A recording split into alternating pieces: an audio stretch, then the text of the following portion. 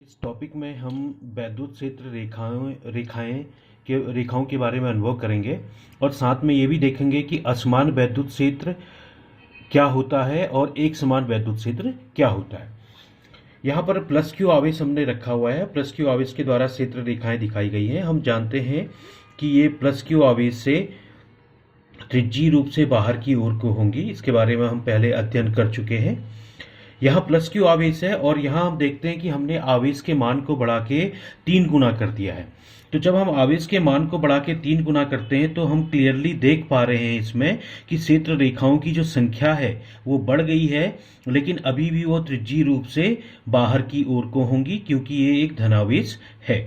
लेकिन एक चीज आप यहाँ पर ध्यान दीजिए कि जैसे जैसे हम बाहर की ओर को बढ़ रहे हैं, इन क्षेत्र रेखाओं के बीच की दूरी क्रमशः बढ़ती जा रही है। यहाँ दूरी कम है, यहाँ जाने पर दूरी बढ़ गई है।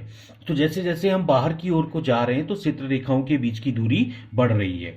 इसलिए इस प्रकार के वैद्युत क्षेत्र को, जिसमें दूरी बढ़ने के साथ साथ या आगे बढ़ने के साथ साथ क्षेत्र रेखाओं के बीच की दूरी बढ़ती जाती हो या घटती जाती हो, ऐसे वैद्युत क्षेत्र को हम असमान वैद्युत क्षेत्र कहते हैं। इसी प्रकार से यहाँ पर ऋण आवेश आप देख रहे हैं, तो इस ऋण आवेश के द्वारा जो वैद्युत क्षेत्र रेखाओं की दिशा होगी वो अंदर की ओर को होगी या ऋणात्मक आवेश की ओर को होगी, लेकिन ये भी त्रिज्यीय रूप से होंगे। तो इसी प्रकार से यहाँ आवेश को हमने 2 गुना किया तो क्षेत्र रेखाओं की संख्या क्रमशः बढ़ गई है। लेकिन हम इसमें यहाँ पर गौर से यह देखेंगे कि जैसे जैसे हम बाहर से अंदर की ओर को जाते हैं, इन क्षेत्र रेखाओं के बीच की दूरी कम होती जाती है। अर्थात यह भी असमान वैद्युत क्षेत्र का ही एक उदाहरण है। अब हम एक समतल प्लेट को लेते हैं जो धनावेशित है। उसके द्वारा क्षेत्र रेखाओं की दिशा प्लेट से बाहर की ओर को होगी या यहाँ पर दाईं ओर को होगी, जिसे हम तीर के द्वारा व्यक्त कर रहे हैं। लेकिन समय के साथ साथ जब हम आगे की ओर को बढ़ रहे हैं तो आगे की ओर को बढ़ने पर हम देख रहे हैं कि इन रेखाओं के बीच की दूरी में परिवर्तन नहीं हो रहा है, अर्थात ये एक दूसरे के समानांतर हैं। इसी प्रकार से इस ऋणात्मक आवेश के द्वारा जो वैद्युत क्षेत्र रेखाएं हैं उनकी दिशा तीर के द्वारा व्यक्त की जा रही है जो प्लेट की ओर है, परंतु कहीं पर भी इनके मध्य की दूरी में परिवर्तन नहीं हो रहा है, ये एक दूसरे से समान दूरी पर हैं। तो इस प्रकार ये धनावेशित समतल प्लेट के द्वारा है और ये ऋणावेशित समतल प्लेट के द्वारा क्षेत्र रेखाएं हैं। तो इस प्रकार का जो क्षेत्र रेखाएं हैं जिसमें क्षेत्र रेखाओं के बीच की दूरी बदलती नहीं है, वो एक समान रहती है, इसको हम कहते हैं एक समान वैद्युत क्षेत्र। यहाँ पर कुछ उदाहरण हैं एक समान और असमान वैद्युत क्षेत्र के। आप देख सकते हैं ये परस्पर एक दूसरे की समानांतर रेखाएं हैं। इसमें अगर वैद्युत क्षेत्र बाएं से दाईं ओर को है, लेकिन समय के साथ साथ हम ये देखते हैं कि इन क्षेत्र रेखाओं के बीच की दूरी में कोई भी परिवर्तन नहीं होता है, तो इस प्रकार के वैद्युत क्षेत्र को हम कहते हैं एक समान वैद्युत क्षेत्र।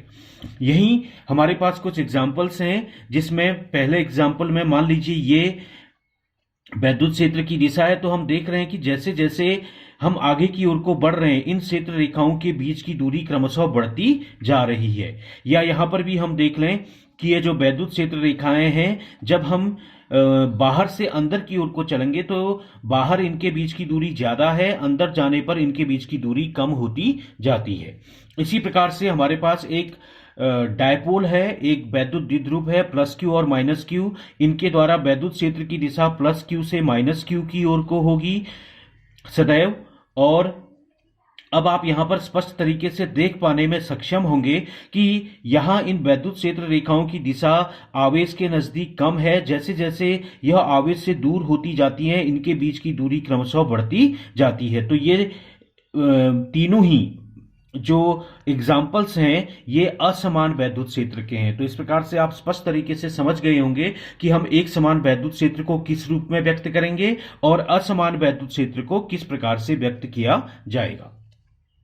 इसके अलावा अब हम थोड़ा सा अध्ययन करेंगे वैद्युत फ्लक्स का, कि वैद्युत फ्लक्स क्या होता है। इसके लिए हम ये देख रहे हैं कि हमारे पास बॉक्स 1 है, इसमें हमने अंदर धनावेश रखा है, तो इसके द्वारा वैद्युत क्षेत्र रेखाओं की संख्या बाहर की ओर को होगी। तो हम ये कह सकते हैं कि इस बॉक्स से कुछ विद्युत क्षेत्र बाहर की ओर को बह रहा है, फ्लो हो रहा है। वहीं हमने आवेश के मान को अगर 2 गुना कर दें तो 2 गुना करने पर इन वैद्युत क्षेत्र रेखाओं की संख्या या इस बक्से से बाहर की ओर को आने वाली क्षेत्र रेखाओं की संख्या में वृद्धि हो जाती है, अर्थात हम ये कह सकते हैं कि अधिक वैद्युत क्षेत्र अब बाहर की ओर को फ्लो हो रहा है या बाहर की ओर को उसका प्रवाह हो रहा है। तो इस प्रकार से हम ये कह सकते हैं कि जो 2Q के द्वारा जो वैद्युत क्षेत्र रेखाओं का प्रवाह है बक्से से बाहर की ओर को, वह 1 की अपेक्षा अधिक है।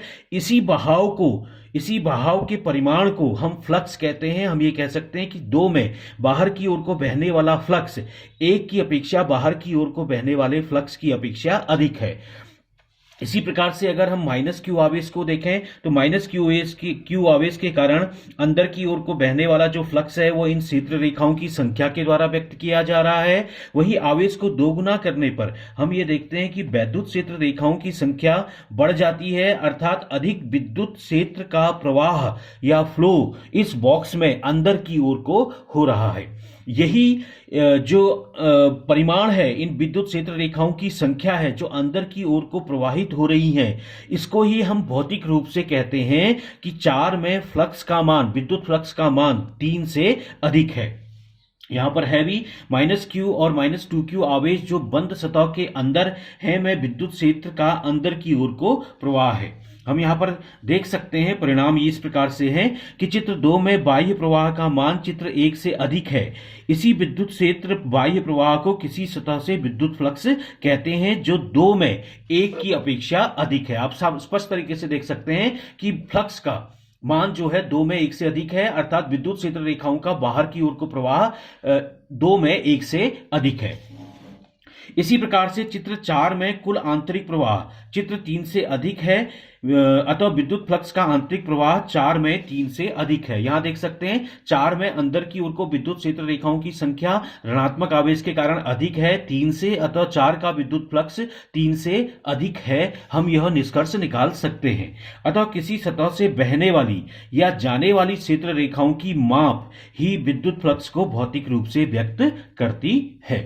तो ये है हमारा फ्लक्स की एक डेफिनेशन, जिसे आप चित्र में आसानी से देख सकते हैं कि 2 में 1 से ज्यादा फ्लक्स है, इसी प्रकार से 4 में फ्लक्स का मान 3 से अधिक है।